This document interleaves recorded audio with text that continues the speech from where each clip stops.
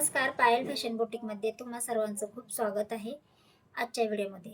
तर आज आपण सिल्क थ्रेडपासून बॅक चेन स्टिच कशी करायची ते पाहणार आहोत. तर त्यासाठी मी एक सिल्क थ्रेडचा धागा घेतलेला आहे आणि ही डबल थ्रेडची निडल घेतलेली आहे.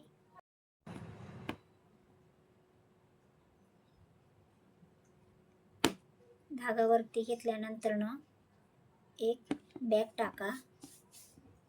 नंतर मग या प्रकारे अशी चेन स्टिच करून घ्यायची.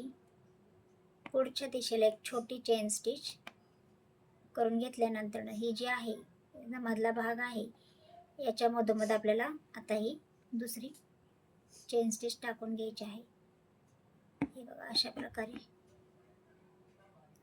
प्रकारे आपली ही बॅक चेन स्टिच तयार होते.